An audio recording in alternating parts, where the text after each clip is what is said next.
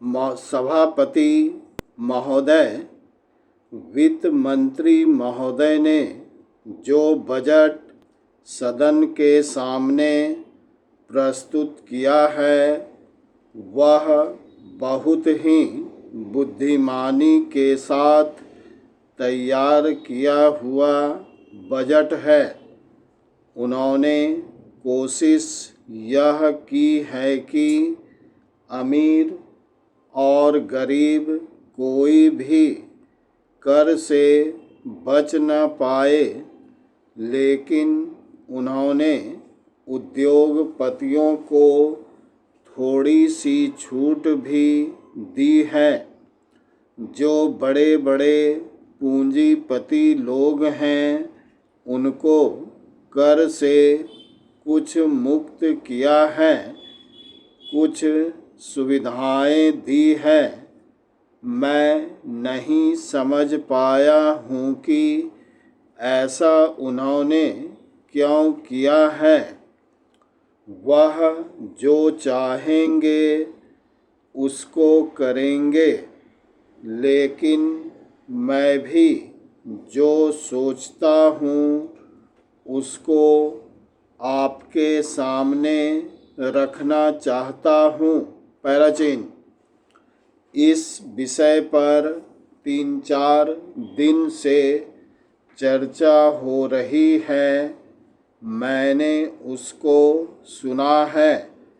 इस या उस पक्ष के किसी भी माननीय सदस्य ने यह निवेदन नहीं किया है कि खाद और पंपिंग सेट के ऊपर जो कर लगाया गया है वह उचित है। सभी ने यह कहा है कि उसको माफ़ कर दिया जाना चाहिए। जब सारे सदन के लोग, सभी प्रतिनिधि एक आवाज़ से कहते हैं कि खाद और पंपिंग सेट के ऊपर कर न लगाया जाए, तो मैं समझता हूँ कि उनको इस बात को मान लेना चाहिए। ऐसी कोई बात नहीं की जानी चाहिए जिससे किसान रुष्ट हों, उनके उत्पादन में बाधा पड़े। पैराग्राफ चिन्ह।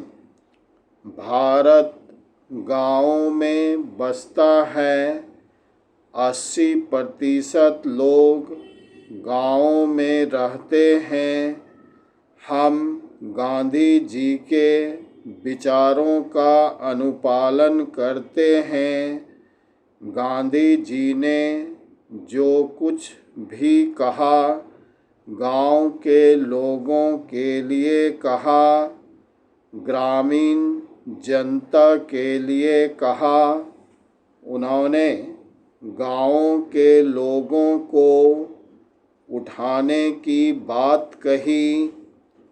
कोलकाता, चेन्नई, मुंबई, दिल्ली आदि शहरों के रहने वाले लोगों की ही उन्नति हो और गाँव में रहने वालों की न हो, ऐसा उन्होंने कभी नहीं कहा। वित्त मंत्री महोदय भी गांधी जी का शिष्य अपने आप को कहते हैं और उनका रूप अपने रूप में देखते हैं, और वह है भी।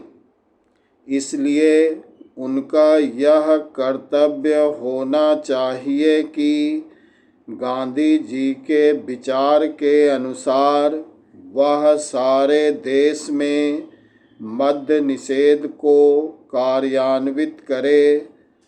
चूँकि हमारा कृषि प्रधान देश है, इसलिए वह पशुधन को बढ़ाए, उन्नति की व्यवस्था करे और सारे देश में गौवध को बंद कर दे।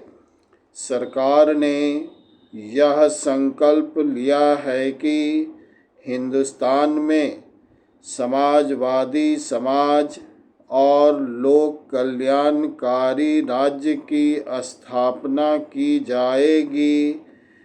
इस समय देश में आर्थिक विषमता अधिक है।